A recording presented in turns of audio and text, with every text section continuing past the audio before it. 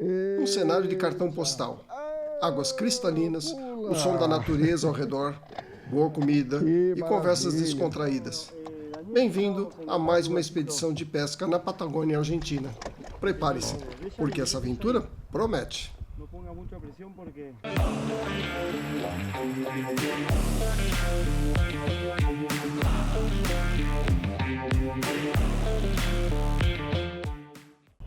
Sou um pescador esportivo amador que adora pescar e, confesso, fui fisgado pela pesca de trutas.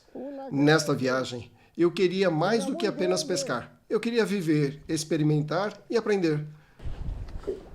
Meu foco era aprimorar minhas técnicas de pesca com moscas secas, ninfas e emergentes, explorando os diferentes comportamentos das trutas em cenários variados. Além disso, essa expedição me permitiria capturar momentos incríveis para compartilhar com você. A Patagônia Argentina é um dos destinos mais fascinantes do mundo para a pesca esportiva. Suas paisagens são marcadas por rios de águas cristalinas, montanhas e imponentes e vastas planícies, onde a natureza se mantém praticamente intocada. A região é um verdadeiro santuário para quem deseja se aventurar na pesca com mosca, proporcionando desafios técnicos e momentos inesquecíveis. No mês de março, o clima na Patagônia pode ser imprevisível. As temperaturas variam de 4 graus a 29 graus, dependendo da região e da altitude. Durante a semana de expedição, fui presenteado com céu aberto, ventos calmos em alguns dias, mas também enfrentei momentos de ventos fortes, o que exigiu adaptações nas técnicas de arremesso. Essa instabilidade climática é uma característica da região. O tempo pode mudar drasticamente de um momento para o outro. Dias ensolarados podem dar lugar a chuvas repentinas, quedas bruscas de temperatura e ventos intensos. Quem pesca na Amazônia precisa estar preparado para encarar o inesperado. E isso faz parte da aventura. Sim. Elas estão comendo as emergentes. Então com o objetivo traçado, a grande questão era: as condições estariam favoráveis para a pesca que eu queria fazer? Tudo dependeria da combinação entre clima, comportamento dos peixes e a presença de insetos na água. Será que os gafanhotos, comuns em algumas épocas do ano, estariam lá? O que as trutas estariam comendo? Cats ou mayflies? Será que elas estariam focadas em insetos adultos, nas ninfas, ou na transição entre eles? E o tamanho dessas moscas? Qual seria o mais eficiente? Essas perguntas me acompanhavam desde o planejamento da viagem e só seriam respondidas, é claro, na beira do rio, na prática.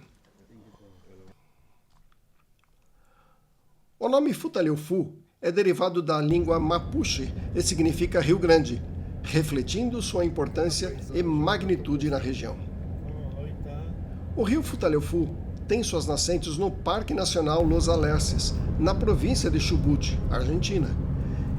Este parque, reconhecido como Patrimônio Mundial pela Unesco em 2017, abriga um complexo sistema de lagos e rios formados por sucessivas glaciações, incluindo os lagos Rivadavia, Menéndez, Futaleufquém e o reservatório Amutquimei. O rio Futaleufu é alimentado por uma cadeia de lagos dentro do parque, como o lago Rivadavia, lago Menéndez, o lago Futaleufquém, que são conectados por rios e riachos que regulam a drenagem das abundantes precipitações de neve e de chuva da região. Após deixar o Parque Nacional Los Alerces, o Futaleufu percorre aproximadamente 105 quilômetros em território argentino antes de atravessar a Cordilheira dos Andes em direção ao Chile. No Chile, o rio deságua no Lago Ielcho, cujas águas fluem pelo rio Ielcho até desembolsar no Golfo do Corcovado, Oceano Pacífico. A pesca nesse rio pode ser feita tanto no vadeio, caminhando dentro da água, quanto embarcado em botes. Dependendo do trecho, o pescador encontra águas tranquilas que permitem uma abordagem mais técnica, enquanto em outros pontos as fortes correntes exigem estratégias diferentes, como pescar de streamer. Outro fator importante é o vento, que pode ser um aliado ou um grande desafio. Quando se está embarcado, o vento pode formar ondas que dificultam o posicionamento e a execução dos arremessos, tornando essencial uma boa adaptação às condições. Nesta expedição, optamos por um desafio maior e diferente, reduzindo o uso de linhas afundativas e streamers, que haviam sido altamente produtivas no ano anterior. O foco foi explorar moscas secas, ninfas e o estilo dropper, onde uma mosca seca flutua na superfície e uma ninfa trabalha logo abaixo dela. Esta abordagem proporcionou uma experiência mais técnica e estratégica, exigindo ajustes contínuos para encontrar o padrão de alimentação das frutas. O estilo dropper foi o mais eficiente, resultando em capturas tanto na superfície quanto abaixo dela.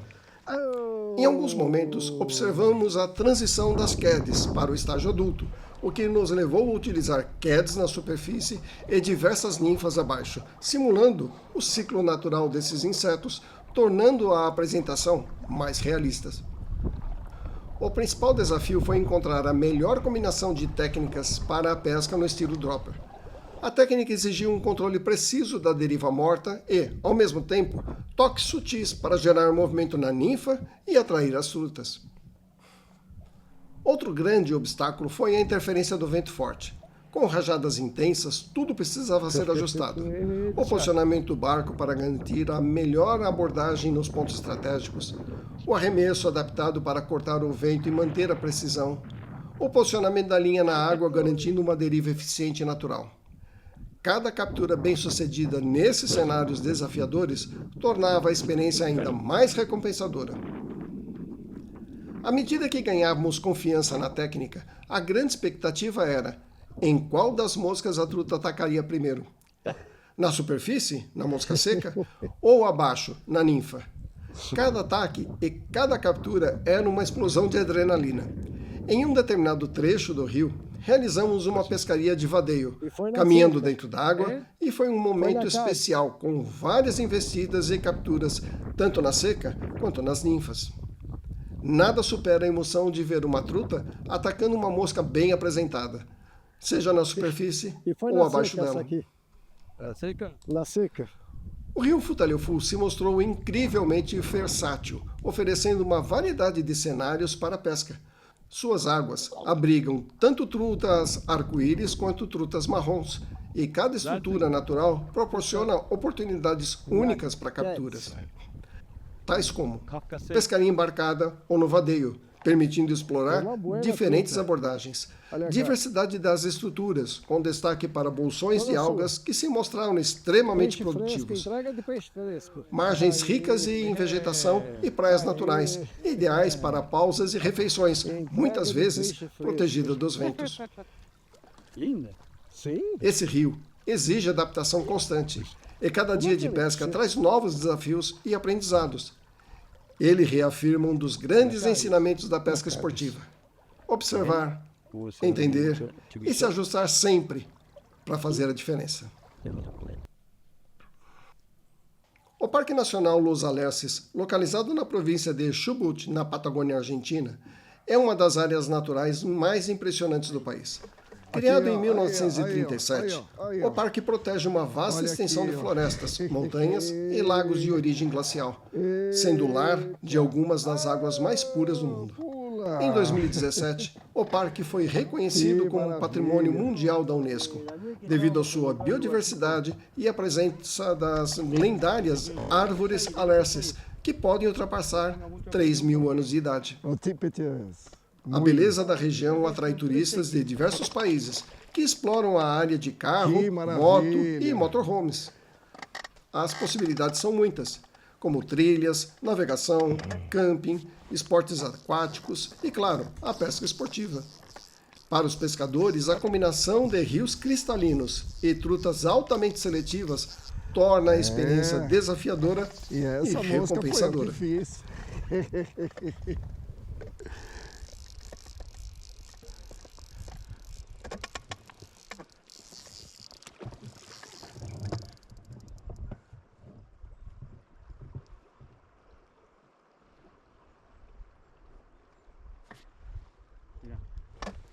Ver esa, hay que derivar por encima de la O rio Rivadavia, um dos rios que pesquei, é um dos destinos mais cobiçados por pescadores de todo o mundo. Ele conecta dois belíssimos lagos, o Lago Rivadavia e o Lago Verde. Suas águas cristalinas permitem avistar inúmeras trutas ao longo do percurso, e o que torna a pesca ainda mais técnica e desafiadora. Bem quando chegou O grande diferencial do rio Rivadavia é a seletividade das trutas. Elas não se deixam enganar facilmente e, dependendo da época do ano, exigem extrema habilidade do pescador para serem fisgadas. Fora do início da temporada ou de eventos específicos de hatch, é um rio que demanda paciência, técnica e muitas tentativas antes do sucesso.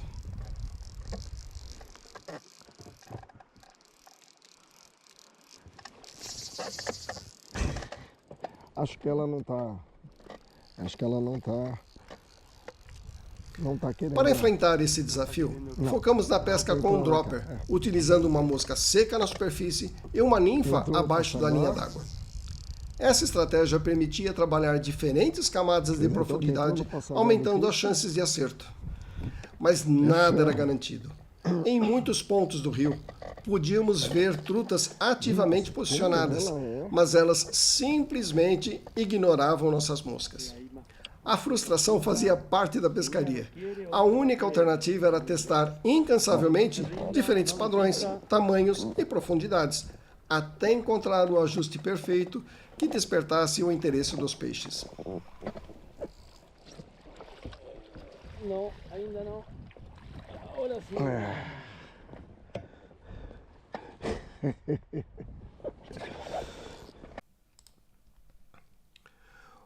O rio Chubut é um dos mais extensos da Patagônia Argentina, percorrendo aproximadamente 810 quilômetros, desde sua nascente na Cordilheira dos Andes, atravessando vales e regiões áridas até desaguar agora no Oceano Atlântico.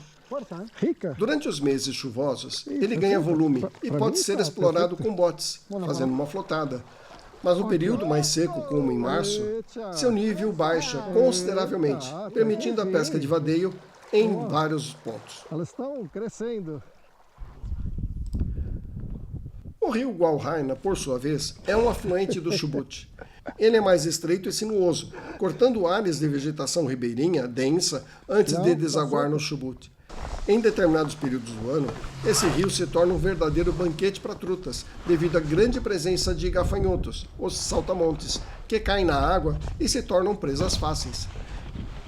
Esse fenômeno pode transformar a pesca com moscas secas em um verdadeiro espetáculo de ataques na superfície. A região ao redor desses dois rios tem uma paisagem árida e desértica, com uma vegetação rasteira, formações rochosas e algumas árvores próximas às margens, que fornecem sombra e abrigo para as frutas. O contraste entre o azul do rio e o amarelo avermelhado da paisagem seca torna esse local único na Patagônia. Em ambos os rios, as técnicas predominantes foram moscas secas e ninfas. Mas, sempre que possível, meu foco foi a pesca com moscas secas, simplesmente porque ver uma truta atacando na superfície é sensacional. O ataque explosivo, a movimentação agressiva e a emoção de ver o peixe subindo até a isca fazem dessa modalidade algo viciante. As moscas secas utilizadas foram gafanhotos, quedes e outras imitações de insetos terrestres. O uso de ninfas em poços mais profundos foram uma excelente alternativa, garantindo captura onde as secas não despertavam tanto interesse. No rio Gualhaina, as maiores trutas costumavam se abrigar sob as árvores. Isso cria um desafio duplo. Primeiro fisgar um peixe grande em meio a galhos, raízes e folhas, e depois tirar ele de lá, sem que escape no enrosco. Outro ponto crítico é como posicionar a mosca corretamente na área de ação das frutas, pois nesses locais não há espaço para a maioria dos arremessos convencionais de fly. A solução foi usar um arremesso em estilingue, ou bow and arrow cast, uma técnica fundamental em espaços confinados. Dependendo da situação, um arremesso curto e preciso é a melhor opção, enquanto em outros casos, um lançamento mais longo permite explorar pontos mais distantes sem assustar os peixes. A correnteza desses rios forma canais naturais, por onde as trutas circulam, sempre atentas a oportunidades de alimentação. Além disso, existem poços pouco mais profundos, alimentados por pequenos fluxos d'água, criando zonas de emboscada, perfeitas para esses peixes. Nos últimos 2, testei uma técnica simples, mas extremamente eficaz. Posicionar uma mosca seca no fluxo de entrada do poço e deixar a correnteza fazer o trabalho. E o resultado? Ataques quase garantidos. As trutas simplesmente não resistem a uma isca que entra nesses canais de alimentação. Saber antecipadamente que o canal tem alta probabilidade de captura e ver as trutas atacando sem hesitação, isso é incrível. Caminhar e pescar ao longo dos rios Walhain e Chubut foi uma experiência única. O fly fishing nessas condições exige muito mais do que apenas um bom arremesso. Exige uma aproximação estratégica, o pescador precisa ser cauteloso, evitando assustar os peixes. Exige uma leitura do ambiente para identificar onde as trutas estão, quais os pontos mais promissores e como a correnteza influencia o comportamento dos peixes. A escolha das iscas e do arremesso, tudo precisa ser bem planejado, desde o primeiro lançamento até a exploração completa da área. Esses rios são desafiadores, mas também recompensadores. Aqui, cada detalhe faz a diferença entre o sucesso e a frustração, e cada captura se torna ainda mais valiosa. Imitação de gafanhoto. Aqui. Aqui.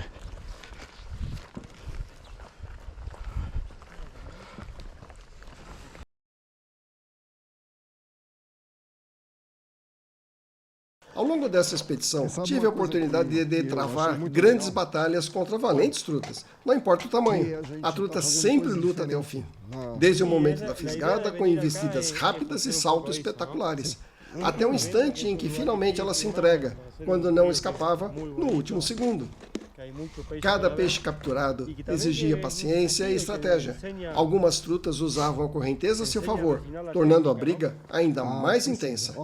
Outras optavam por saltos incansáveis, tentando se livrar do anzol. Cada luta era única, e a emoção se repetia a cada captura bem-sucedida. Todos os dias fomos acompanhados por guias experientes, fundamentais para o sucesso da pescaria.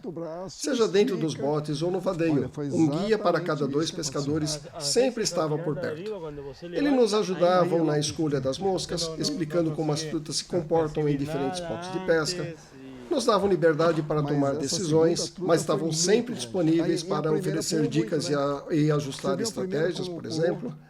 Eram também os responsáveis pelos almoços ao ar livre, um dos grandes momentos especiais da expedição. As pausas para o almoço eram mais do que apenas uma refeição. Eram momentos de pura contemplação da paisagem e conversas descontraídas, e desconectação total da rotina. Os guias tinham tudo dentro dos botes ou caminhonetes, rapidamente montando um acampamento improvisado, onde serviam refeições incríveis, algumas prontas, outras preparadas na hora. Isso não é só uma pescaria, é uma experiência completa. E aqui vai meu agradecimento a todos os guias que nos atenderam, como o Richard, o Christian, o José, o Pablo. O meu muito obrigado para vocês. Antes de terminar, preciso fazer referência para o Entre Sendeiros Lodge, fantástico, Osteria Mirador Huancache, que também nos acolheu durante uma noite na nossa expedição para o Walhain e Chubut, e destacar a excelente e costumeira organização do nosso Marcos Conze. Parabéns a todos, espero que vocês tenham gostado, nos vemos no próximo. Tchau, tchau.